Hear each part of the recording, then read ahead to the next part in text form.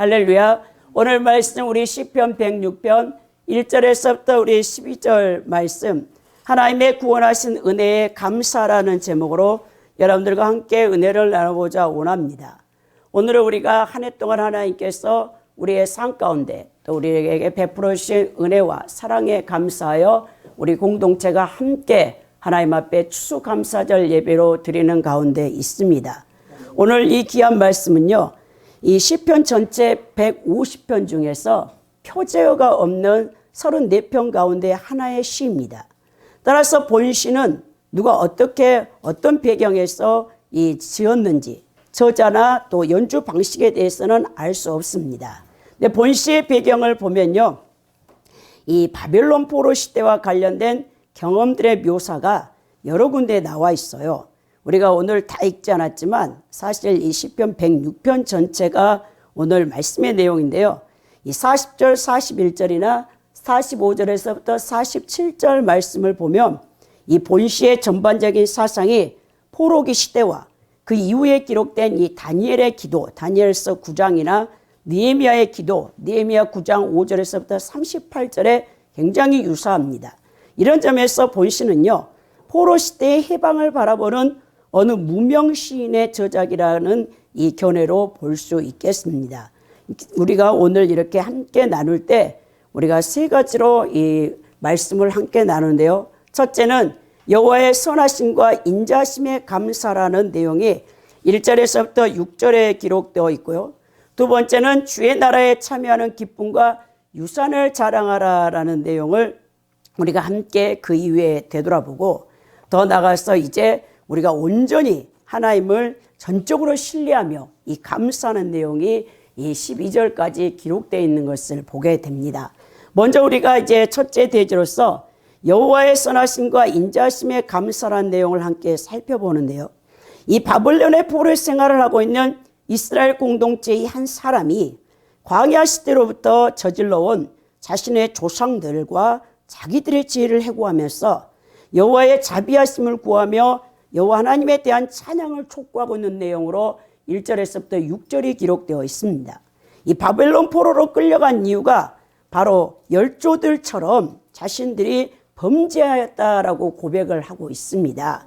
그 내용에 대해서는요, 먼저 1절을 살펴보면 할렐루야 여호와께 감사라, 그는 선하시며 그의 인자심이 영원함이라 라고 했죠. 이 본시가요, 할렐루야로 시작됩니다. 여러분, 우리 크리스찬들에게는 할렐루야가 인사와 마찬가지죠. 이 할렐루야의 원형이 할랄인데요, 명백해지다, 빛나다, 찬양하다, 자랑하다라는 대포를 이제 갖고 있는 내용이죠. 이스라엘 역사 가운데 나타난 여호와 하나님의 은혜를 해고하면서 찬양을 촉구하는 본시 전체의 특성을 반영하고 있는 이 단어가 할렐루야입니다. 그러면서 여호와께 감사라 했죠. 여기서 감사라의 원어가의 호두예요, 호두. 이 호두는요, 사실 그 원형이요, 이 야드인데요. 이 야드는 이 뜻이 뭐냐면 본래 던지다, 내던지다. 그러니까 원어적으로 보면 두 손을 하늘 높이 들어서 쭉 이제 펼치는 것이죠.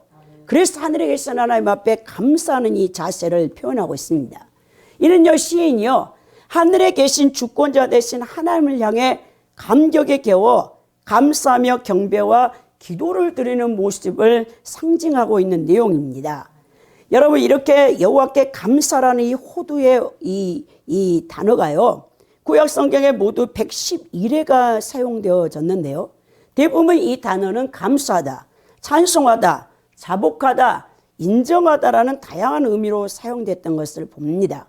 오늘 본문에서는요, 하늘을 우러러 보면서 하늘에 계신 여호와 하나님께 감사와 이 찬양의 마음을 표현하라는 의미로 쓰여져 있습니다. 이 시인이 대뜸 어떤 설명도 없이요, 갑자기 여호와께 감사를 드리라는 명령으로 본시를 시작하는 이유는요, 하나님의 백성에 있어서 너무나 당연한 것이라는 거예요. 여러분, 하나님 앞에 감사하지 않는 이 성도는요, 하나님 앞에 직무유기예요. 죄를 짓는 것입니다, 사실. 저자는 여러분, 성민 공동체가 바벨론 포로로 끌려와 있었으며 실제로 상황이 굉장히 힘든 상황이에요. 이 바벨론 포로로 70년 동안 그 원수의 압제의 소나기에서 얼마나 고통을 받고 있는 상황입니까? 근데 이 시를 그때 지었다는 것입니다. 그러나 일어날 암울하고 어두운 절망의 상황 가운데서도 언약의 신실한 여호와 하나님을 믿어 의심치 않았다는 것이죠. 자, 하나님께서 택한 백성 이스라엘을 보호하시고 이 구원하신다는 약속을 하셨을 뿐만 아니라 이스라엘 백성이 범죄할 경우에 그들을 징계하시고 심지어 이방인의 손에 넘기사 고난을 당하게 하실 것이라는 경고도 하나님의 언약 가운데 다 포함되어 있습니다. 이게 신명기 28장에 모세가 죽기 전에 다 약속했던 것이거든요. 이를 깊이 인식하고 있던 시인은요, 지금 바벨론 포로라는 이 현실적으로는 극한 이 고난의 현실조차도 하나님께서 언약에 신실하셨다는 것을 믿고 반드시 에레미야 선지자를 통해서 이제 70년이 되면 다시 너희 나라의 고토로 돌아가서 너희와 함께하리라는 그 언약을 알고 있었기 때문에 이런 찬양을 드릴 수밖에 없다는 것입니다. 시인은 과거 이스라엘이 애굽에서 노예 생활할 때도 그들의 조상인 아브람과 이삭과 야곱과 맺으신 언약을 지키셔서 당신의 백성을 구원하셨던 이 출애굽의 그 상황을 다 여러분 알고 있었던 이 저자라고 볼 수 있겠죠. 그래서 반드시 이 바벨론 포로에서도 하나님께서 회복하실 은혜를 베푸실 것을 믿고 있었다는 것입니다. 이처럼 시인은 확실한 믿음을 지니고 있었기 때문에 감사하는 것은 마땅한 것이고 당연한 것으로 전제하고 그 백성들에게 감사의 찬양을 촉구하고 있는 것입니다. 왜 우리가 감사해야 되냐? 그는 선하시며 그의 인자하심이 영원하십니다라고 했거든요. 이것은 하나님의 여러분 속성, 이 하나님의 속성은 인자하심과 선하심이죠. 하나님의 은혜에는요, 자비와 사랑이 동시에 들어있죠. 여러분, 우리가 하나님의 은혜 없이 어떻게 살겠습니까? 올 한 해를 여러분 되돌아보십시오. 우리 교회 공동체적으로 2월 25일에 우리 백자 목사님께서 사실 이제 전주 신학교에 이제 개전학기에 강의를 갔다 오셨다가 이 코로나에 이제 걸리셨어요. 그리고 그 주일날에 설교를 하셨고, 그 이제 우리 성도들까지 전부 이 코로나에 이제 걸릴 수밖에 없었죠. 가장 먼저 이제 증상이 저에게 나타났죠. 그 목이 갑자기 월요일 아침에 예배를 주일날 끝나고 아침에 월요일 아침에 목소리가 안 나오는 거예요. 목이 너무 아프더라고요. 그래서 제가 잘 가는 이제 우리 이 동네 이비인후과에 가게 되니까 거기서 바로 여러분 이제 검사를 하는 거예요. 양성인가 음성인가 키트로. 근데 좀 지나니까 10분 지나니까 두 줄이 선명하게 빨갛게 나타났죠. 오미크론에 이제 걸린 거죠.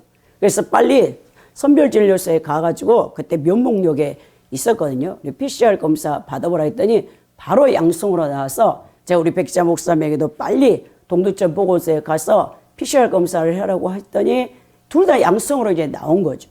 그래서 걱정이 엄청 되잖아요. 이 오미크론은 이 전파력이 너무 강하기 때문에. 그래서 일일이 우리 성도님 한 분 한 분에게 전화해서 혹시 증상 있으시냐 없으시냐니까 일주일 사이에 우리 성도분 전체가 다 이제 코로나에 걸리셨잖아요. 3월 이제 우리가 일주일 자가격리를 받고 그런 가운데 이제 제일 걱정되는 게 우리 이제 장경환 목사님이죠. 우리 장경환 목사님이 워낙 이 심장 부정맥을 비롯해서 우리 이 지체 가운데 가장 연약한 몸을 갖고 계신다는 거예요. 우리 장경환 목사님께서. 근데 그렇게 막 고열에 시달리고 이 우리 정말 하나밖에 없는 외동딸 유혜리가 그 아픈 이제 아빠를 위해서 계속 모니터링 하면서 우리에게 막 연락이 오는데 너무 이제 급한 상황이죠. 막 이렇게 폐가 나빠지셔서 너무 이제 고열에 시달리니까 이제 병원에 가시려고 119 구급대에 이제 연락해서 가셨는데 받아줄 병원이 없는 거죠. 그때 여러분 하루에 올 2월 초에 3월에 60만 명이 코로나 확진이 되는 거예요. 하루에 확진자가. 그 정도로 크게 유행할 때니까 얼마나 걱정이 됩니까? 우리 백자 목사님하고 제가요 막 밤을 새워가지고요. 우리 백자 목사님이 금식하면서 우리 장경환 목사님이 살려달라고 너무 급박한 가운데서 또 하나님의 은혜로 인천에 있는 이렇게 또 이 국가보훈처에서 운영하는 이제 병원에 가게 되셔가지고 이렇게 살아나시는 그런 일들이 있었잖아요. 정말 지금 생각하면 정말 아찔하죠. 우리가 이제 코로나가 벌써 3년이 되는데 이 코로나 바이러스에서 우리가 걸렸지만 다 살아났고 오늘 이렇게 또 마음껏 예배를 함께 드릴 수 있다는 것이 정말 감사하지 아니할 수 없다는 것입니다. 오늘 여러분 이래서 이제 이 시편 기자는 그 하나님의 은혜를 잊어버리고 사는 어리석은 그리스도인이 너무 많다는 것을 알고 이 시편 106편을 통해서 여러분 우리에게 다시 한번 우리에게 하나님의 은혜와 그 자비하심이 어떠한가를 알려주고 있는 것이죠. 왜 여호와 하나님께 감사 찬양을 드려야 하는가? 그 이유가 제시되고 있는데요. 왜냐하면 그는 선하시고 왜냐하면 그의 인자하심이 영원함이라 때문이라라고 오늘 1절 후반절에서 말하고 있습니다. 이 선하시다라는 히브리어 단어는 토부의 토부. 토부는 선하다, 훌륭하다라는 동사에서 위대한, 좋은, 비옥한, 선한이라는 의미를 갖고 있습니다. 그러니까 여호와 하나님의 선하고 아름다운 속성을 표현할 때 선하시다라는 이 표현을 쓰는데요. 하나님께서는 친히 창조하신 피조세계에 대해 까닭 없이 악을 행하지 아니하고 모든 피조물에게 언제나 좋은 것으로 베풀어 주신다는 뜻을 갖고 있죠. 이것이 바로 여호와 하나님의 선하심 토부라는 거죠. 그런 측면에서 본시의 배경이 이 바벨론 포로 시대라는 것을 볼 때 이 현재의 고난조차도 언젠가는 하나님 때 이것을 끝내주시고 다시 고토로 돌아가서 하나님을 마음껏 찬양할 수 있게 해주신다라는 그 선하심을 이 시인이 믿고 있다는 거예요. 더 나아가서 인자하심이라고 해당하는 이 하스도의 원형 헤세드가 쓰였는데요. 여러분들이 구약 성경 39권에서 하나님의 인자, 긍휼, 여러분 인애, 이 사랑을 표현할 때 헤세드라는 이 단어를 잊어버려서는 안 된다는 거예요. 구약에서 하나님의 사랑은 헤세드고요. 신약에서의 가장 강력한 하나님의 사랑은 아가페죠. 이 둘 다 여러분 동일한 의미를 갖고 있는데요. 헤세드는 여호와의 언약적인 사랑을 나타내는 단어입니다.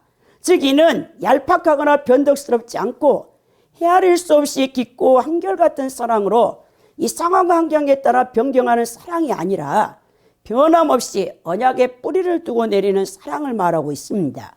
이런 하나님의 사랑은 때로 보호와 축복으로 임하기도 하고요. 우리에게 이 그리스도인들이 죄를 범할 때는 징계와 채찍을 들어서 하나님이 그 사랑을 표현한다는 거예요. 그러나 그것은 하나님께서 변해서가 아니라 언약 당사자인 당신의 백성을 한결같이 사랑하시는 모습이라는 거예요. 그래서 우리가 징계를 받을 때 하나님의 채찍을 맞을 때도 사실 하나님의 사랑의 표현이라는 것을 잊어서는 안 된다는 겁니다. 2절에 보면요. 누가 능히 여호와의 권능을 다 말하며 주께서 받으실 찬양을 다 선포하랴 그랬죠. 이것은요. 인간의 표현 언어로 여호와 하나님에 대해서 결코 완벽하게 다 표현할 수 없다라는 표현입니다. 어느 누구도요. 하나님의 능하신 사역을 이 언어로 인간의 언어가 한계가 있거든요. 이것으로 다 증거할 수 없음을 역설적으로 강조하는 내용이에요. 여기서 다 선포하랴라고 했는데요. 다른 사람들로 하여금 여호와를 향한 모든 찬양을 주의 기울여 듣게 하다라는 뜻입니다. 여러분 많은 사람들이 간증을 하잖아요. 내가 만난 하나님, 내가 이런 고통 속에 있었는데 하나님 나를 구원해 주셨고 내게 이런 이적과 기사를 베풀었습니다 라고 이것이 다 선포에 들어가는 거거든요. 그러니까 하나님이 하시는 일, 그 놀라운 그 여호와의 그 권능을 우리가 이 간증하는 것이 바로 간증 집회인데 이 능하신 사적이라고 했거든요. 능하신 사적은요. 하나님의 그 권능과 힘의 위대함을 내포하고 있는 단어입니다. 그러니까 여호와께서 행하신 여러 가지 권능들은요. 위대한 일이죠. 즉 이는 하나님께서 이스라엘을 택하신 이후 이스라엘 전 역사를 통하여 보여주셨던 수많은 이적을 말하는데요. 이 본시에서는요. 가장 큰 하나님의 이적을요. 출애굽 사건에 초점을 맞추고 있어요. 그 이후에 역사를 해고하는 일과 관련된 점에서 이는 특히 출애굽 과정에 있었던 여러 가지 기적들과 재앙들 또 광야 40년 가운데 있었던 여러 가지 기적들, 행위들, 그 이후에 역사에 있어서 하나님의 이적들을 가리키고 있는 것을 보게 됩니다. 3절에 보면요, 정의를 지키는 자들과 항상 공의를 행하는 자는 복이 있도다 그랬어요. 하나님의 백성에게 하나님께서 원하시는 것은요, 정의를 지키며 항상 공의를 행하는 것이죠. 이것은 더 나아가서 이웃사랑을 말씀하고 있는데요, 이 세상 사람들 가운데 어느 누구도요 여호와의 능하신 권능을 다 말하며 영예를 전파할 수 없지만, 크리스찬들이 자신의 삶의 영역에서 하나님의 정의를 지키며 항상 공의를 행하는 것이 부분적으로 하나님의 권능과 영예를 전하는 것이라고 시인은 오늘 선포하고 있는 내용입니다. 본문은요, 먼저 공의와 정의를 지키는 자들에게 무엇이 있냐? 복이 있다라는 아시레로 시작을 하는데요, 구약에서 말하는 복의 개념은요, 단지 물질적인 축복과 권력, 명예에 있지 아니하고 여호와 하나님의 뜻을 쫓아 사는 삶에 있다라는 것을 시편 1편에서 먼저 보여주고 있는 것입니다. 오늘 시인도요, 여호와 하나님의 대표적인 이 신격인 공의와 의를 행함으로 하나님의 속성을 닮아가는 삶이 복되다라고 확고하게 선포하고 있습니다. 그러면서 우리 크리스찬들에게 하나님이 원하는 것이 이 공의, 미시파트거든요. 이것은요, 이 재판 용어예요. 재판관이 법에 따라 공의로운 심판을 해야 하는 것처럼 우리 크리스찬들이 자신의 삶의 영역에서 언제나 공정성과 정의로움을 지키고 애써 노력하는 것, 그들의 여호와 하나님 앞에 복을 받는 자라는 사실을 오늘 시인은요 분명하게 우리에게 알려주고 있습니다. 그래서 하나님께서 축복하시는 공동체는요, 공의와 정의를 행하는 공동체예요. 그러니까 시인이 말하는 복된 자들은 그 자신 스스로 하나님 율법에 위반되지 않는 삶을 살 뿐만 아니라 율법이 교훈하는 바를 적극적으로 그들의 속한 공동체 가운데 실현할 때 그 자체가 복이라는 것을 우리에게 말씀해 주고 있습니다. 오늘 두 번째로 우리에게요, 이 시인이 알려주는 것은 주의 나라에 참여하는 기쁨과 유산을 자랑하라라고 기록되어 있어요. 이 4절에서부터 6절에 기록되어 있는데, 4절에 보면요, 여호와여 주의 백성에게 베푸신 은혜로 나를 기억하시며 주의 구원으로 나를 돌보사라고 말했죠. 이 4절에서부터 5절은요, 시인이 여호와를 향하여 주의 은혜에 참여시켜 주기를 간구하고 있는 내용인데요, 오늘 여기서 먼저 베푸신 은혜라고 했어요. 이 베푸신 은혜는요, 기쁘게 여기다라는 이 동사 라촌이 쓰였는데, 어떤 대상을 이 사랑스러운 시선으로 바라보면서 기쁘게 여기는 것, 또 그의 대상에 호의를 베풀어서 기쁨과 만족을 여기는 것을 여러분 베푸신 은혜라고 합니다. 그러니까 과거에 여호와께서 이스라엘 백성을 자기 백성으로 택하사 가나안 땅을 기업으로 주시고 그들을 보살펴 주신 은총을 의미하는 것으로 볼 수 있는데요, 시인은 바로 그러한 은총을 그런 은총으로 자기를 기억해 달라, 그리고 자신의 민족을 기억해 달라라고 오늘 하나님 앞에 간구하는 것입니다. 본시를 지은 시인이 이 바벨론 이방 땅의 포로로 지금 자신의 모든 공동체가 이끌려서 70년의 삶을 살고 있다는 것이죠. 여러분, 우리가 인간으로서 가장 고통스러운 게 뭐냐면 자유를 억압받는 거예요. 인간은요, 하나님께서 자유의지를 주셨잖아요. 이 자유의지는요, 선각을 선택할 수 있는 능력을 갖고 있는 거예요. 그러니까 인간은 누구에게도 구속받기 싫어해요. 특히 원죄 아담의 타락한 본성을 가진 인간은요, 누가 구속하려면 그거 참을 수가 없어요. 그래서 옛날에 프랑스 시민혁명에도 여러분, 빵을 주는 게 아니고 자기에게 자유를 달라고 외쳐요. 자유. 그러니까 억압받는 상태, 이 식민지 상태에서 억압받는 백성들의 그 고통을 여러분들이 아시겠습니까? 포로 상황만큼 하나님의 은총이 절실하게 요구되는 때는 없겠죠. 오늘 이 시인은 현실적인 측면에서만 아니라 신앙적인 측면에서 더더욱 하나님이 다시 자신들을 회복시켜서 구원해 주시기를 원하는 거예요. 왜? 이스라엘 민족은 하나님의 선민 공동체로 부름받고 여호와 하나님을 섬길 수 있는 특권을 받은 선민이에요. 근데 이들이 가장 그 당시에 우상 숭배가 팽배했던 바벨론에 끌려가서 70년 동안 이 바벨론 사람들이 섬기는 마르둑 신을 이 섬기지 아니하면 살 수 없는 그런 고통 속에 있는 거예요. 물론 여러분 그발 강가에서 에스겔과 함께 그 공동체를 형성하며 그 핍박 가운데 이스라엘 민족이 여러분 고통받는 가운데서도 여호와 하나님의 율신 사상을 지키는 것을 보게 되는데요. 사실 오늘 우리 대한민국에서 왜 우리 기독교인들이 신앙이 약하냐면요, 박해를 받지 않기 때문에 그래요. 여러분 박해 속에서는요, 이게요 장난이 아닙니다. 이 예수 그리스도를 믿는다는 것은 죽느냐 사느냐예요. 이 갈림길에 딱 서는 거예요. 여러분 우리 초대교회도 마찬가지예요. 로마가 300년을 통치할 때 그 다신 숭배가 강했던 그 특별히 로마 황제 자체를 시저 여러분 신으로 여러분 섬기게 했던 그 여러분 로마 제국에서 이 초대 기독교인들이 여러분 이 네로 같은 황제는요 기독교인들을 여러분 죽여가지고 밤에 횃불을 켜는 이 등불로 기독교인들의 기름을 사용했다. 콜로세움 여러분들이 가보셨는지 모르겠어요. 그 콜로세움이라는 것이 지금은 뭐 세계 7대 유산으로 세계 문화재로 등록되어 있는 것인지 모르겠지만 그것은 우리 초대 그리스도인들에게는 처절한 죽음의 순교의 현장이었다는 거예요. 이 사자와 여러분 그 짐승들 사자를요 일주일 동안 굶겨놔요. 그리고는요 그 노마의 원로들 비롯해서 모든 그 노마에 다신 숭배하는 자들이 그 콜로세움 경기장에 와서 여러분 그 굶주린 사자를 풀어놓을 때 크리스찬들을 갈갈이 찢는 것을 보고 그들이 환호성했던 그곳이 바로 콜로세움 그 원형 경기장이라. 그런 여러분 이 크리스찬들의 피가 곳곳에 흐르는 곳을 볼 때 여러분 이 땅에서 크리스찬이라는 것은요 내가 하나님의 백성으로 죽느냐 사느냐 여러분 이게 액세서리가 아니라니까요. 귀에다 여러분 크리스찬 표시를 하는 십자가를 걸고 목에다가 여러분 십자가를 건다고 해서 크리스찬이 아니라니까요.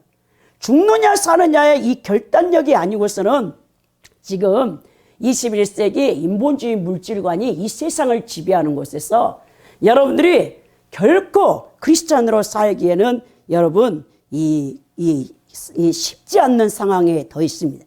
특히 이 탈기독교화 이 시대에 여러분 그리스도를 믿는 것 여러분 이 댓글 달아보세요.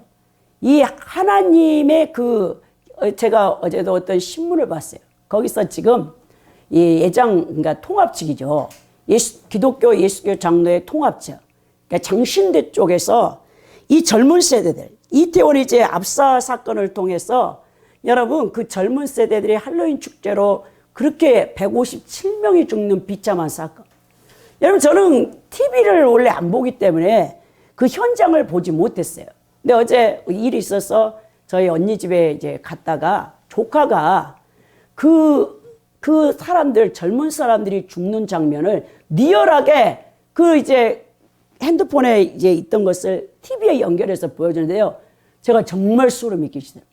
여러분, 압사돼서 죽은 게 아니에요. 그냥 서 있는 상태에서 피를 흘리고 그 157명의 여러분 그 젊은 세대가 그 자리에서 죽었어요. 여러분 얼마나 이 비참한 현실입니까? 응? 예수 그리스도를 증거하지 않는 우리의 죄를 하나님 보실 때 얼마나 우리를 죄악 가운데 여기겠습니까? 한국교회를. 그래서 그 통합 측에서 MZ세대, 지금 20, 30대를 다 MZ세대라고 하잖아요. 2000년 이후에 밀레니엄이 태어난 세대들을 어떻게 하면 이 기독교, 교회 안에서 떠나가는 이 젊은 세대들을 붙잡을 수 있을까? 거기서 We Love라는 그 엄청난 이 찬양과 경배와 문화 사역을 하는 그 대표가 나와서 이 강의하는 걸 제가 들었거든요. 그래서 이 We Love라는 이 세대는요, 이 미션인데, 이제 이 선교회인데, 그 대표가요, 이 젊은 이들을 엄청나게, 그러니까 티켓을 주고 예배를 오게 하는 거예요. 돈으로 2만 원씩 주고 사게 해가지고. 근데 오늘 우리는요, 이 MZ세대들을 너무 모른다는 거예요. 이 MZ세대들에게는요, 이 구식적인 여러분, 막 신학적인 쩍쩍하고 이런 것들을 알려줘서 가치관의 이 중요성을 이제 우리가 바꾸려고 하는데, 이들은요, 어떻게 보면 굉장히 여러분 복음을 전하기에 쉬운 세대라는 거예요. 그 문화로 이제 접근을 해가지고 이게 우리가 머리로만 있는 관념적인 것을 전하지 말고 복음을 실제적으로 아프리카에 가서 굶주려 있는 가난한 어린 생명들에게 우리가 무엇을 해주면 되겠느냐라고 이렇게 제시하면요, 이 젊은 세대들이 얼마나 똑똑한데 구체적인 프로젝트를 자기들이 다 해서 야 이제 그 단기 선교를 가가지고 라면을 끓여준다든지 아니면 이제 그 음식을 해줘야 된다든지 그렇게 여러분 구체적으로 실현할 수 있는 방안을 제시해야 된다는 거예요. 무조건 이제 예수님 믿어라. 그리고 막 관념적인 지금까지 추상적인 개념의 복음을 들려줬잖아요. 그래가지고는 이 MZ세대들을 움직일 수 없다는 거예요. 그러니까 뚜렷한 목표를 제시하실 거고 그 목표를 제시해주면 돈이 얼마가 되든지 이들이 자신의 호주머니를 다 털어서 그 일에요 완전히 올인을 해버린다는 거예요. 그런 거를 교회가 끊임없이 지금 새롭게 이 개혁을 해서 늙어져가는 이 교회에 이것을 바꿔야 된다라는 것을 제가 읽고 야 요즘 젊은 세대들이 보통 어떤 생각을 하고 있나 이제 알게 됐는데 오늘 여러분 이방 땅에서 이 선민으로서의 정체성과 신앙 그 자체를 지키기 위해서 얼마나 여러분 이 시인이 고통을 받고 있겠습니까? 나를 기억해 달라고 하는 거죠. 단순히 다시 과거에 지난날에 베푸셨던 은혜를 기억해 달라는 의미가 아니라 이 우리 조상들에게 출애굽 400년이 넘게 애굽의 이 노예로 있었을 때 여호와 하나님께서 베푸신 그 은혜를 다시 한번 나와 우리 민족에게 베풀어 달라는 것입니다.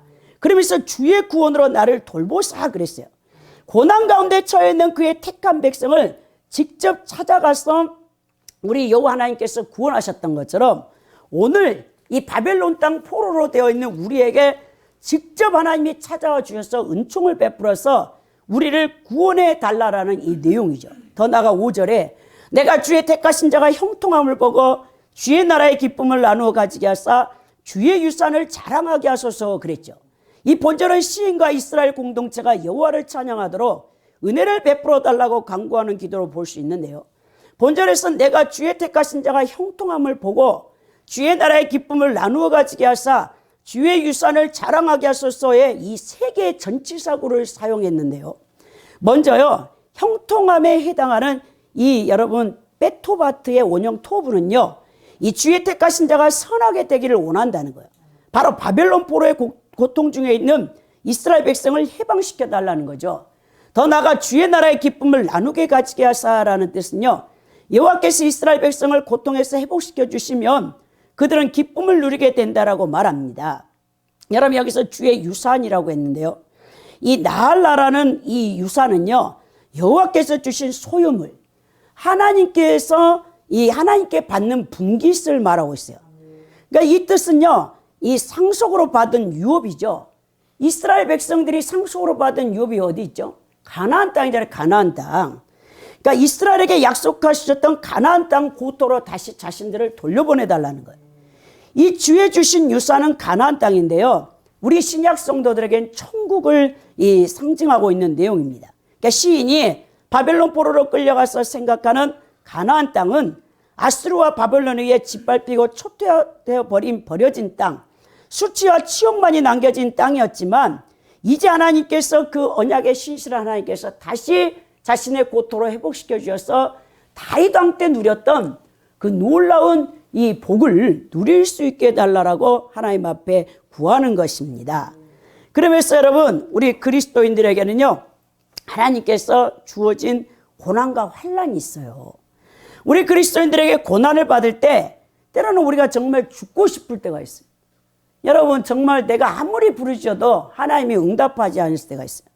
어느 정도까지 살 소망이 끊어져 버리는 그때까지 하나님은 우리를 연단하실 때가 있어요. 이때 여러분들은 옛사람이 파쇄되어집니다. 옛사람이 파쇄되어져야 진리의 말씀이 내 영혼에 새겨져서 그 말씀이 생명수 샘물이 되어 나를 살리는 영생수가 된다는 것이죠.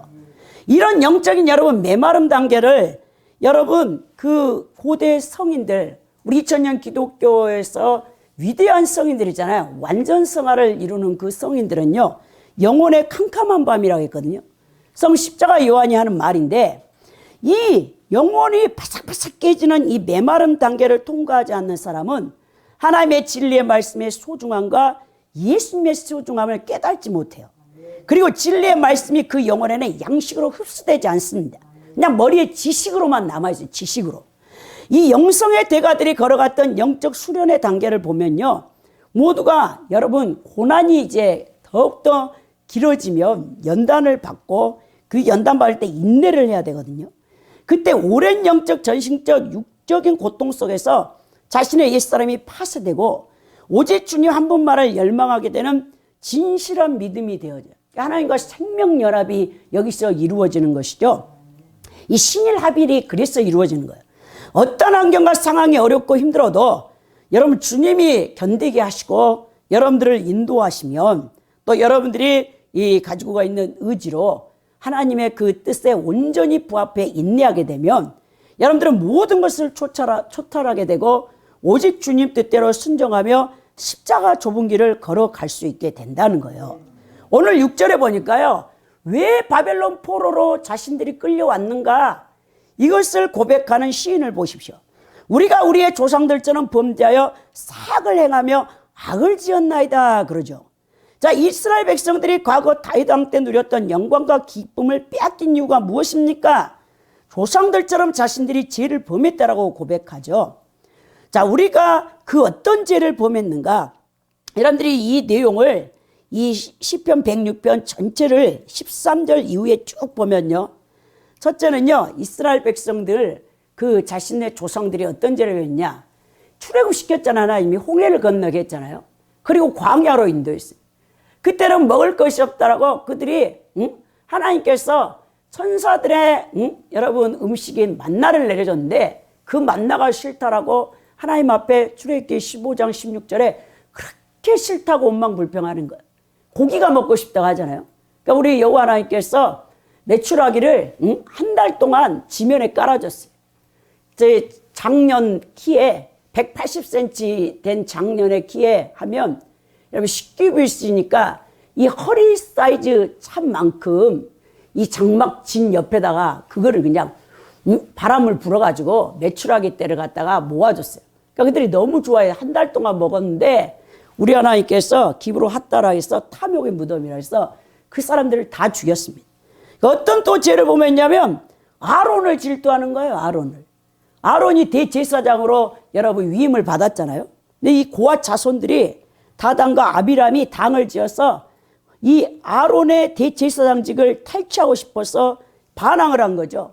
250개의 향로를 다 가져오라 해서 우리 여호와 하나님께서 아론의 향로만 받으시고 나머지 250명의 이 다단 아비람 이 여러분 그 제사 네이 지파들 다 죽여버려.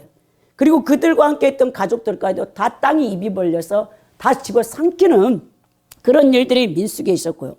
더 나아가서 출애굽기 32장에 금송아지 사건이 있었죠. 여호와 하나님을 섬기려고 성막을 만들려고 하나님께서 애굽 사람들에게 빌려오라고 했던 그 금을 가지고 금송아지를 만들어 가지고 이것이 우리를 인도해낸 여호와 하나님이라고 여호와 하나님 우상 숭배를 하고 있던 그들 다 죽이잖아요. 이 3,000명 네이 지파가 나와서 3,000명을 그 자리에서 도륙하는 일이 있었고요. 또 바알보올 사건이 민수기 24장에 있습니다. 그들이 미디안 광야에서 그 가나안 땅 들어가기 전에 광야에서 미디안 여제사장과 혼음을 하고 그 우상 숭배해가지고 거기서 제사 음식을 먹어가지고 우리 여호와 하나님이 너무나 화가 나가지고 이 연병을 일으켜서 24,000명을 그 자리에서 하루 동안 죽이는 그런 역사. 더 나아가서 무리발 물 사건이 있었죠. 여러분 가나안 땅에 이제 못 들어가고 그때 어떻게 되냐, 모세가 죽게 되는 거예요. 여러분 38년 동안 광야를 돌아서 이제 가나안 땅을 눈앞에 두고 있는 모세에게 또 물이 없다라고. 그러니까 출애굽기 1세대 한 세대들은 전혀 변화가 안 된 거예요. 하나님이 40년을 광야에서 그 옛사람을 파쇄시키려고 했지만 전혀 파쇄가 안 되고 38년 그 무리바 물 사건이 다시 일으켜서 물이 없다라고 그때도 불평하니까 모세가 명하여 반석에서 물을 내야 되는데 너무 화가 나가지고 지팡이로 반석을 쳐버리잖아요. 근데 이 지도자의 영적 지도자가 그 죗값을 받게 되는 거예요, 여러분. 한 공동체, 한 나라를 잘못 이끌면 지도자, 최고의 지도자가 여러분 이 모든 책임을 져야 하는 것처럼 영적인 것도 마찬가지예요. 모세가 그렇게 들어가고 싶어 했던 가나안 땅을 들어가지 못하고 네가 내 앞에서 영광을 드러내지 못하고 거룩함을 가렸다 해서 모세가 느보산에서 죽게 되고 그 몸을 우상 숭배할까 봐 여호수아가 몰래 감춰버리는 그런 역사. 더 나가서 여러분 가나안 땅에 들어가 7 족속가 여호수아 군대가 이제 들어갔잖아요. 절대로 혼음하지 말고 또 통혼하지 마라. 결혼시키지 마라. 여호와 하나님을 섬기지 않는 그 어떠한 가나안 족속의 그 여자들과 결혼시켜서는 안 된다. 딸들과. 근데 이스라엘 백성들이 유아부터 시작해서 남녀 짐승까지도 다 죽이라는데 멸절하지 않아요. 계속 가나안 7 족속과 통혼하면서 짝짝꿍하다가 결국 우리 하나님께서 그들을 특히 또 바알과 아세라를 풍요와 다산신을 섬기면서 우상 숭배하는 죄를 범하죠.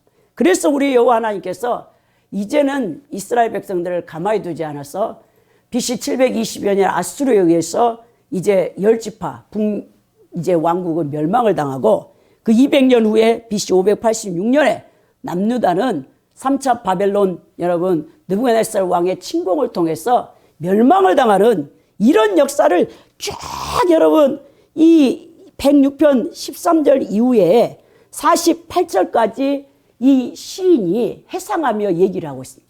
이런 죄를 동일하게 자신들이 범했기 때문에 오늘 바벨론 포로로 끌려와서 우리가 이런 고통을 당하고 있다라고 시인은 고백한다는 것입니다. 여러분 우리는요 이 성도들은요 자신의 허물과 잘못에 대해서 정직하게 회개하며 돌이켜야 된다는 거예요. 대개 사람들은요 자신의 잘못에 대해서 합리화를 시킬 때가 많아요. 어떻게든 그 잘못을 인정 아래 들지 않습니다. 이는 당시 포로로 끌려간 이스라엘 백성들이 취하는 죄에 대한 공통적인 자세이기도 하는데요. 에스겔서 18장 2절에서 그들 가운데 유행했던 말이 있었어요. 아부이가 신 포도를 먹었으니 아들의 이가 시다라는 속담이 유행해서 말하자면 왜 조상이 지은 죄로 말미암아 자기들이 이러한 고난을 당해야 하느냐를 항변하며 자기 합리화와 변명을 핑계로 삼았다는 거예요. 이처럼 이스라엘 백성들은 자신들 스스로는 의롭다고 믿었고 죄를 고백하는 것을 자신과는 무관하게 여겼습니다. 오늘 우리도 마찬가지라는 거예요. 하나님께서 우리가 보실 때 이 죄가 있는데 자꾸 합리화시켜 다른 사람의 탓을 해 핑계를 대는 것이죠. 여러분 그 자기가 지은 죄를 남에게 전가시켜 이 합리화시킨다는 거 남의 탓을 하는 것은 책임을 돌리는 거예요. 딴 사람한테. 그것은요 자신의 죄의 거짓 증거의 죄까지 추구하는 어리석은 행동에 지나지 않다는 거예요. 철저하게 여러분 죄를요 회개하고 돌이켜야 된다는 것입니다. 세 번째로요 하나님을 전적으로 신뢰하며 감사하라고 오늘 7절에서 12절에 말하는데요. 7절에서 열조가 애굽에서 주의 기사를 깨닫지 못하고 주의 크신 은혜를 기억하지 아니하고 홍해에서 거역하였다는 것을 여기서 고백합니다. 여러분 홍해 도하는요 엄청난 사건이에요. 이것은 영적으로 보면 우리 그리스도인들을 구원시킨 사건. 이 사건이요 이 고린도서 10장의 바울 사도가 우리에게 리얼하게 그것을 증거해 준다는 거예요. 신약 성경에서. 이 홍해 여러분 뒤에는 바로의 600승 병거가 쫓아오는 것입니다. 그때 우리 하나님께서 밤새 동풍을 불어서 바다를요 육지같이 마르게 해버려요. 그리고 거기를 건너게 하셨다는 거예요. 그러니까 하나님께서 구원은 베푸시는 것이죠. 인간의 어떤 힘과 공로와 선행이 아니라 이 하나님께서 그 엄청난 은혜를 베풀어 주었는데 우리에게도 마찬가지잖아요. 우리가 왜 하나님의 구원에 그 은총에 감격이 없느냐. 성도의 가슴에는요 하나님의 은혜에 대한 감동과 감격이 항상 살아있어야 된다는 거예요. 근데 그것이 없기 때문에 우리의 신앙이 희미해져요. 신앙의 연륜이 우리의 오래될수록 우리는요 하나님을 섬기는데 버거워하고요. 또 하나님에 대한 헌신이 약해지는 이유가요. 우리가 이 십자가의 그 뜨거운 주님의 사랑을 우리가 여러분 감동받지 못하고 목석처럼 우리의 마음이 굳어져 있기 때문에 그런다는 것입니다. 성도 여러분 올 한 해 자신들의 신앙생활을 한번 돌아보십시오. 여러분들은 주님의 사랑에 대한 감사와 감격 주님의 은혜에 대한 감동이 지금 살아있습니까? 아니면 그 모든 것이 머릿속에 지식일 뿐이고 여러분들의 가슴과 삶에는 아무런 감동이나 느낌도 주지 않는지, 만약 여러분들의 심령이 그렇게 메말라 있다면 여러분들은 이렇게 기도를 해야 돼요. 시편 51편 12절의 다윗 기도처럼 주의 구원의 즐거움을 내게 회복시키시고 자원하는 심령을 주사 나를 붙들어 달라라고 여러분들이 기도를 해야 된다는 것입니다. 여러분, 오늘 8절에 보니까 하나님께서는 자기 이름을 위하여 이스라엘 백성을 구원하셔서 여호와의 큰 권능을 만민에게 알게 하셨다라고 하는 것이죠. 그러니까 이스라엘 백성의 거역에도 불구하고 그들을 멸망하도록 내버려 두지 않으시고 위기 가운데서 이스라엘 백성들을 구원해내셨던 그 신실한 여호와 하나님을 찬양합니다. 더 나아가 9절에요.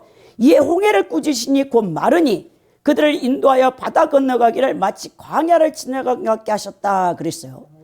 홍해도화 사건은요, 엄청난 극적인 사건입니다. 이 자유주의 신학자들이요, 이 홍해도화 사건을 인정하잖아요. 그래가지고 홍해가 원래 이 붉은 갈대가 많은가 봐요. 그러니까 갈대 옆으로 그냥 지나갔다는 거예요. 근데 여러분, 사실 홍해는요, 엄청난 깊은 물의 바다예요, 바다. 여러분, 하나님께서 홍해를 가리지 않냐면 건널 수 없는 것입니다. 그 홍해 바닥이 나오게끔 우리 하나님께서 이 동풍을 불어서 말리셨는데요. 여기서요, 인간의 이성으로 우리가 받아들이지 못할 때가 많아요. 성경에 이 기적들이 그런 게 많은데요. 그 많은 물이 양벽을 이루어 옆으로 쌓였을 때 이 마른 땅이 드러났다는 것이죠. 광야를 지나간 것 같게 하셨다라고 했는데요. 여러분, 이 목자가 양을 인도하듯이 여호와께서 그들을 편안하게 홍해를 건너가게 하셨다라는 뜻을 갖고 있습니다.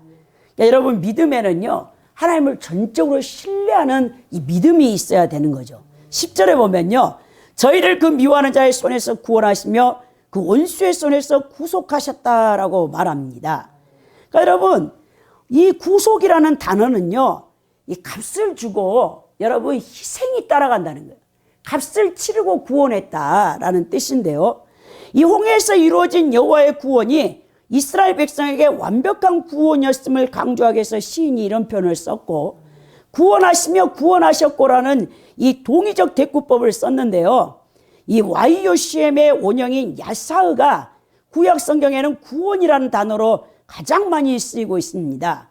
이 단어는요, 위험 가운데서 구조시켜 안전하게 한다는 의미거든요.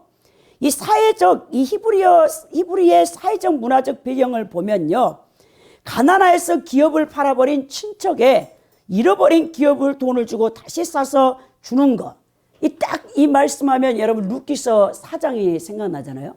보아스가 여러분 이 나오미의 그 친척이죠. 근데 가장 가까운 친척은 아니에요. 제 1순위는 아닙니다.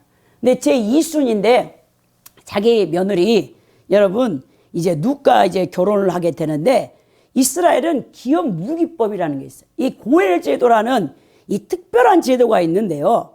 이 기업 무르는 일에 이 반드시 필요한 거 뭐냐면 이 기업 무를 자가 희생이 요구됩니다. 희생. 이 가장 가까운 친족이고 그 다음에 뭐냐면 돈이 많아야 돼요. 여러분, 그 자기 일가 친척이 땅을 다 잃어버렸는데 다시 그 기업을 사서 친척에게 돌려주려면 돈이 없어서는 안 된다는 거예요. 이 이스라엘의 기업 무르기법, 더 나아가 고엘 제도가 우리 예수 그리스도에게 그대로 적용된다. 왜 예수님이 인간의 몸을 입고 오셨습니까? 인간의 동일한 여러분 이 몸을 입고 오지 아니하면 예수님이요 이 구속 사역의 속죄 여러분 제물이 될 수 없는 거예요. 그래서 예수님이 100% 우리 인간과 동일한 이 인성을 가지고 오신 게 이 고엘 제도하고 동일한데요. 더 나가서 자원해야 돼, 자원. 이 기업 물을 자는 자신이 스스로 자원해야 돼요. 자원하지 않으면 강제로는 안 됩니다. 더 나가서 능력이 있어야 돼요. 만왕의 왕이시고 만주의 주가 되시는 예수 그리스도, 창조자이신 예수님께서 말씀이신 제2의 성자였는데 인간의 몸을 입고 성육신하시잖아요. 동일한 우리 인간의 몸으로 오셔서 어린 양이 되어 피를 흘려주시는 이 고엘 제도와 동일하다는 것입니다. 그래서 아담이 넘겨버린 우주의 통치권, 마귀의 소나기에 이제 고통받는 인간을 예수님이 그 피값으로 구원했기 때문에 예수 그리스도를 믿고 구원받은 모든 자는 예수님의 것이에요, 이제. 그래서 죽고 나서나 예수를, 그리스도를 위해서 죽고 살아야 된다는 거예요. 근데 여전히 예수 그리스도의 속죄의 핏값으로 구원받은 사람이 여러분 자기를 위해서 살려고 해요. 이건 완전히 하나님 앞에 범죄 중에 범죄예요. 우리는 사나 죽으나 이제 주의 것이오니 주의 뜻대로 하옵소서 우리가 이렇게 나가야 된다는 거예요. 오늘 본문에서 이 단어는요, 홍해에서 이스라엘 백성을 미워하는 자의 손에서 그 원수의 손에서 구원하신 것을 의미하지만 넓은 의미로는 유월절 사건까지 올라갑니다. 유월절 어린 양의 피를 통해 어린 양의 희생을 대가로 해서 이스라엘이 애굽에서 구원받은 사건을 포괄하고 있는 것이죠. 그렇다면 한 걸음 더 나아가 하나님의 원수인 사단에게 종노릇하는 인간을 하나님의 어린 양이신 예수 그리스도께서 자신의 몸을 희생시킴으로 구원하신 사건을 예표하고 있습니다. 더 나아가 이제 11절에 그들의 대적을 물로 덮으심에 그들 중에서 하나도 살아남지 못하였다라고 얘기했고요. 더 나아가 12절에 이에 그들이 그의 말씀을 믿고 그를 찬양하는 노래를 불렀도다. 이제 그 육백성의 바로의 군대가 다 물에 수장되어 죽으니까 그때 사람의 구원에 찬양하는 이스라엘 백성들, 미리암과 함께 여자들이 수고를 치고 찬양했고 또 이스라엘 모든 사람들이 여호와 하나님의 권능을 찬양했다는 내용으로 이 이야기가 되어 있는 것이죠. 여러분 정말 우리가 하나님의 행하실 이 능력들, 그리고 여러분 이 하나님에 대한 불신이 우리 안에 너무 많아요. 의심이 너무 많습니다. 그래서 인간이 하나님을 못 믿는 거예요. 이게 다 언제 때문인데, 사실 저는 정말 이 추수감사주의 메시지를 준비해서 한 사람의 정말 젊은 청년, 크리스찬 청년의 간증을 듣고 너무나 큰 감동을 받았어요. 이 청년이 누구냐면요, 45만 유튜브 구독자를 갖고 있는 온샷 한솔이라고 하는 유튜버입니다. 이 두 눈이 다 보이지 않는 시각 장애인이에요. 김한솔 형제입니다. 20살의 친모가 이 한솔 형제를 낳고 엄마 아빠가 이혼하고 친부가 홀로 길렀어요. 초등학교 4학년까지 전학을 계속하게 되고 친구가 없는 외로운 시절을 보냈습니다. 11살 때 아버지가 재혼을 하셔서 둘째 새엄마가 집으로 오게 됐다는 거예요. 근데 둘째 새어머니가 예수 믿는 크리스찬이었나 봐. 그래서 이 한솔 어린 학생에게 구약 성경 또 신약 성경 만화로 된 이 책을 주면서 이 책을 읽고 글씨 읽는 연습과 글씨 쓰는 연습을 하라고 해서, 엄마의 부재잖아요. 어릴 때부터 아빠하고만 자랐기 때문에, 그것도 아빠가 지방으로 계속 출장만 가는 거예요. 건축 일을 하기 때문에. 그래서 이 새엄마에게 잘 보이려고 신구약 성경 만화책을 열심히 읽고 교회를 열심히 다니는 거예요. 그리고 그 글쓰기를 다 성경으로 글쓰기 연습을 한 거예요. 근데 이 어머니가 어느 정도 시간이 지나니까 아이를 갖게 된 거죠. 그러니까 어느 날 잠을 자고 있다가 밤에 새벽에 깼더니 이 둘째 새어머니 크리스찬 어머니라는 분이 하는 말이 한솔이를 다른 데로 보내라고, 자기는 못 기른다고 그 얘기를 하고, 그러면서 아빠하고 계속 싸우면서 큰 소리 내는 걸 듣고 그때 자기 머리에 딱 각인되기를, 야, 예수 믿는 사람도 좋은 분은 다 아니구나 이 생각이 들었다는 거예요. 그리고 이제 그 어머니가 애를 낳고 계속 아버지하고 불화하고 한솔을 기르지 않는다고 해서 결국 이제 이혼을 하고 12살 때 5학년 때 이혼하고 이복 동생을 데리고 어머니는 가버리고 또 아버지 혼자 살게 됐다는 거예요. 12살 이제 여름방학이 지나니까 또 아버지가 세 번째 엄마라고 재혼을 해서 데리고 왔는데, 이 엄마는 두 자녀가 있는 분이에요. 근데 여러분 대부분 자기 자녀가 있으면 남의 자녀에게 신경을 안 쓰잖아요. 그래서 3살 터울의 남자아이와 위에 누나가 있으니까 이제 한솔 이 소년이 가운데 끼어 있잖아요. 그러니까 옷이 있으면 다 이 새어머니가 자기 아들한테만 입히려고 옷 같은 걸 안 준 거예요. 엄청 눈치를 보게 되고 학대를 받고 이제 자라게 된 것입니다. 그러다가 6학년 때 아버지가 이제 일하러 가시다가 고속도로에서 사고 나셔서 장이 파열돼서 돌아가신 거예요. 이제 천하 고아가 된 거죠. 새어머니야 뭐 법적 책임이 있습니까? 버리고 가버린 거예요. 갈 데가 없었는데 감사하게도 큰어머니 큰엄마가 이 한솔 청년을 거둬준 거예요. 근데 이제 중학교 1학년 때 다시 서울로 이제 전학을 오게 되죠. 근데 그 큰어머니, 큰아버지 집이 엄청 어려운데, 큰어머니가 미싱을 해가지고 부업을 하면서 이 위에 형이 있고 또 누나가 있어요. 두 자녀를 데리고 있는 큰아버지, 큰어머니인데 이 조카를 지극정성으로 큰어머니가 돌봐주는 거예요. 한 번도 새어머니한테 잘한다, 응? 예쁘다라는 소리를 들어본 적이 없잖아요. 근데 큰어머니가 늘 뭘 챙겨주면서 우리 한솔이 너무 잘한다, 이게 따뜻하게 이렇게 정을 쏟아주니까 세상에 그 중학교 이제 전학을 가가지고 서울에서 처음으로 반에서 1등을 했다는 거예요. 그러니까 큰어머니가 너무 기뻐하고 자기가 이제 장난으로 다음에도 1등하면 10,000원 주세요 막 그러니까 큰어머니가 그래서 옷도 사주고 이렇게 해서 정말 사랑을 받았다는 거예요. 그래서 이제 큰어머니 집 가니까 그때는 교회를 안 다니고 한 5년 동안은 교회를 안 가고 그렇게 행복하게 살았는데 고등학교 2학년 때 갑자기 봄 이제 학기잖아요. 얘 한쪽 눈이 왼쪽 눈이 안 보이는 거예요. 그래서 이상하다 이렇게 이제 안과에 개인 병원 안과에 갔더니 신경염이라고 약을 좀 먹으면 나을 거라고 했는데 계속 눈이 안 보이게 돼서 이제 큰 대학병원으로 큰어머니가 데려갔더니 거기서 청천벽력 같은 소리, 이 희귀성 이제 시신경 병면증인데요. 네베르 시신경 변경증에 걸린 거예요. 그래서 그 의사 하는 말이 이제는 오른쪽도 조금 있으면 다 안 보인다는 거예요.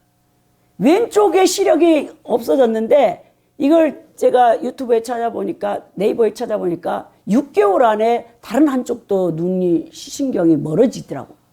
그래서 방학이 끝나고 2학기가 됐잖아요. 아예 두 눈이 멀어지니까 일반 학교에 다녔었는데 다니지 못하고 자퇴를 했다는 거예요. 그리고 집에서 혼자 어두운 방 가운데서 너무나 고통스럽더라고요. 그래서 그때 하나님이 딱 생각이 나면서 왜 하나님 나를 고통스럽게 했냐. 나는 아무것도 바라지 않는다.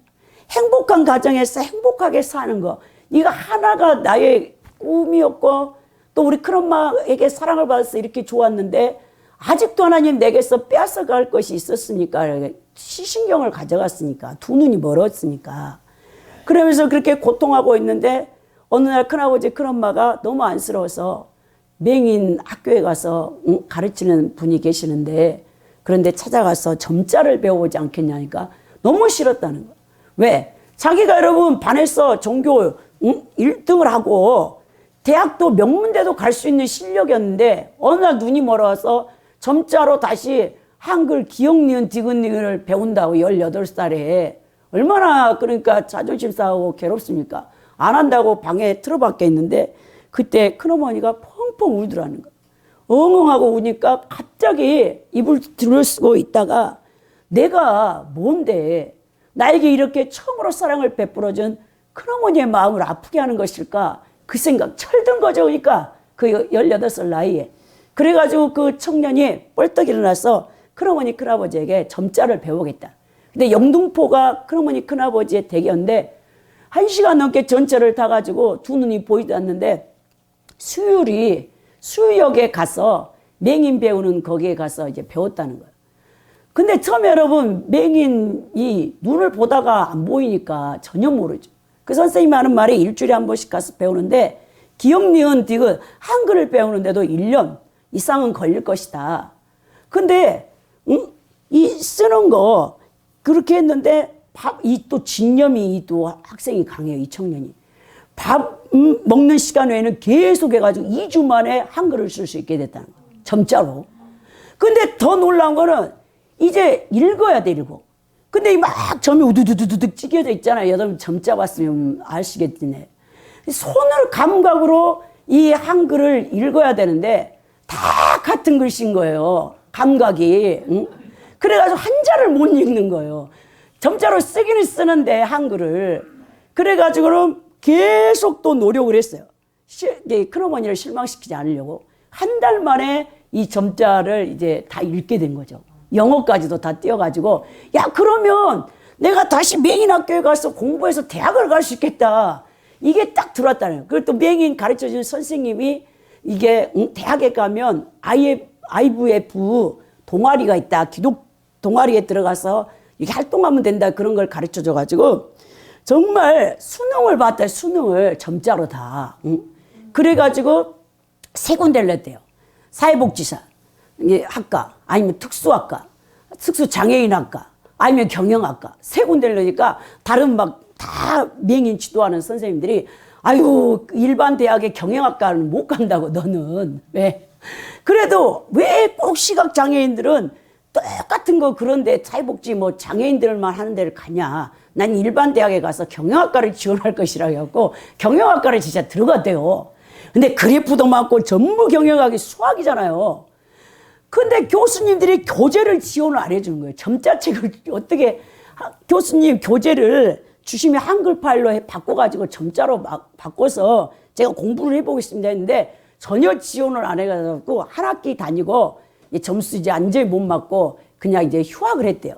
그 이제 내가 이런 일반 대학에서 어떻게 살아남을까 해서 IVF 그 기독교 동아리에 갔더니 거기서 도움을 이제 베풀어 줘가지고 그 친구들이 다 한글 파일로 이제 바꿔줘서 점자로 바꿔갖고 4년대를요 아주 우수한 성적으로 졸업한 거예요. 근데 이제 그때 이 크리스찬 이 청년이 하는 말이 이 대학에서 이 젊은이들을 내가 이 캠퍼스 사역을 어떻게 해서 복음을 전할까. 그러면서 이제 또 장애인들도 대학에 많이 있는데 이 장애인들을 위해서 내가 할 일이 무엇일까? 여러분 사명을 발견하는 거죠. 그래서 이제 처음에는 IVF 동아리 그 학생들과 같이 장애 학우들을 찾아서 장애 학생 찾기 프로젝트를 이제 이렇게 해가지고 처음에 4명으로 시작했다가 그 기독교 동아리에서 빠져나가서 장애인 동아리를 모집해서 40명이 모여서 학교에다 계속 건의하는 거예요. 장애인 휠체어 타는 친구들을 위해서 그 길을 만들어주고 시각장애인을 위해서 점자 보도를 좀 만들어달라 해서 너무나 즐거운 대학 생활을 했다는 거예요. 근데 마지막 이제 학기 졸업반인데 직업을 가져야 돼, 직업을. 근데 여러분 시각장애인들의 직업은 5가지 손에 꼽는 안마사 아니면은 사회복지 뭐 특수장애부 가서 뭐 공무원이 된다든지 복지사 한다든지 그래 할 게 없다는 거예요. 그래서 이제 그 장애우들하고 하고 뉴욕에 장애인 모임이 있는 곳에 가봤더니 취업 박람회죠. 근데 거기 미국 장애 학우들은요 학생들은요 걱정이 없어. 졸업하고도 다 나라의 정부에서 그리고 뭐 지자체 같은 데서 다 연결을 시켜줘 갖고 장애 학생들도 다 취업이 되기 때문에 천국 장애인들이 살기에는 미국이 천국이라는 거야. 그러면서 그때 딱 생각이라 야 나는 유튜브를 해보자. 유튜브. 여러분 말이 됩니까? 시각장애인인데 유튜브를 하는 거예요. 근데 그 유튜브를 통해서 이 청년이 장애인들을 이제 소개하는 거죠. 일반 이 비장애인들 그 청년이 유튜브 살짝 보여준데 보니까요. 우리 공중 화장실 있잖아요. 전철에 지하철에 다 거꾸로 써놨어요. 점자를. 남자 화장실 여자 화장실을 이렇게 점자 여기서부터 이렇게 써야 돼. 거꾸로 이렇게 손을 만져가지고 그런 걸 다 보여줘. 그래가지고 그 제안서들을 내가지고 그 도시철도공사에다가 이런 부분들이 잘못됐다. 여러분 우리가 장애인들을 이해하려고 해도 정상적인 우리 비장애인들은요 그들의 입장이 아니기 때문에 아무리 배려한다 해도 공감을 못하는 거예요. 근데 장애인 입장에서 그것을 정확히 컨트롤해서 할 수 있고 또 기가 막혀. 눈이 안 보이는데도 컵라면을 딱 먹어요. 근데 물성까지도 따라서 딱 끓이는 거 그 유튜브에다 잠깐 올리거든요. 그래서 오뚜기 그 참깨 라면에 보면 점자가 이렇게 돼 있어요. 그 청년이 그렇게 해가지고 그 유튜브 45만 명이 그 라면 회사에다가 시각장애인을 위한 점자를 넣어줘라 제안서를 보내갖고 그걸 다 바꾸는 거예요. 그래서 제가 그런 걸 보고 야 정말 크리스찬 이 청년 한 사람이 이 우리나라의 이 장애인들을 위한 그 행복하게 살 수 있는 방법을 정확하게 이제 제시를 한다. 또 그저께 우리가 보니까 막 전철이 지금 지연되잖아. 아침에 전국 장애인 단체에서 휠체어 탄 사람들이 전철을 아예 잡고 있어. 그 출근 때에 4호선, 1호선을 그래가지고 막 너무 피해를 1년 동안 그러고 있다는 거예요. 이렇게 폭력, 이렇게 다른 사람들의 피해를 주면서 자기들의 어려움을 막 자기의 인권을 내놔라. 이 지하철의 모든 그 길을 장애인들이 다닐 수 있는 길로 만들라면 그렇게 폭력적인 것들을 우리나라에서 행사하는데 그렇게 하는 것이 아니라 오늘 이 김한솔 유튜브 청년같이 이 장애인들의 그 고통을 하나하나 이렇게 해주면 우리 일반인들도 다 공감하면서 도울 수 있는, 그리고 나라에서 그것을 적극적으로 바꿔줄 수 있는 그런 일들을 행할 수 있지 않겠습니까? 지금 시각장애인이 된 지가 13년째예요. 근데 이 청년이 귀한 말을 합니다. 시각장애인이 되어서 자신은요, 굉장히 시야가 넓어졌다는 거예요. 전에 두 눈으로 볼 때는요, 자기는 보고 있었다고 생각했지만 자기는 제대로 본 것이 하나도 없었대요. 일상의 것들에 감사하지 못하고 나에게 주어진 것들이 마땅한 것으로 여기고 소중하게 여기지 않았다는 것입니다. 눈으로 볼 때는요, 그냥 다 대충대충 봤다는 것이죠. 근데 눈이 멀고 나서는 하나님께서 내게 정말 하나하나 주신 그 모든 것이, 지금 자기가 누리고 있는 모든 것이 하나님의 은혜요, 하나님의 축복이라고 얘기합니다. 그래서 하나님이 어떤 분이냐고 사회자가 물으니까요, 하나님이 계속해서 나에게 행복을 찾아나게 하는 든든한 존재이다라고 하면서 이 나를 혼자 내버려 두지 않고 귀한 사람들을 붙여주셔서 나를 통해서 다른 사람들을 변화시킬 수 있는 선한 영향력을 미칠 수 있는 그런 이제 이런 유튜버가 되게 하신 하나님 앞에 너무나 감사하다면서 비장애인들에게 장애인들을 불쌍히 여김받는 존재가 아니라 똑같은 사람으로서 존중받아야 될 존재임을 알리며 우리 사회 곳곳에서 장애로 힘들어하는 장애우들을 위해서 자신이 이렇게 힘쓰는 복된 이제 여러분 유튜버가 되고 싶다라는 그 간증을 보았습니다. 여러분 이것을 통해서 우리가 무엇을 깨닫습니까? 어떤 형편이든지 여러분 기쁠 때나 슬플 때나 또 우리가 부하든지 가난하든지 내 몸이 아프든지 건강하든지 어떤 상황 가운데서도 크리스찬들은 하나님 앞에 영광을 돌리고 감사와 찬양을 돌려야 된다는 사실을 우리가 다시 한번 이 추수감사주일에 느껴봅니다. 여러분 그래서 정말 하나님께서 내게 허락하신 것은 마땅한 것이 아니에요. 이것은 엄청난 축복입니다. 우리를 구원을 시켰고 또 천국 가는 과정 가운데 숱한 고난과 시련이 있지만 하나님께서는 그때그때마다 우리를 도우시고 또 우리를 더욱더 믿음을 정금같이 만드셔서 우리에게 가장 좋은 영생을 얻게 하신다는 것을 잊지 마시고 여러분들도 감사가 넘쳐나는 정말 한 해 될 수 있기를 예수 그리스도 이름으로 축원드립니다.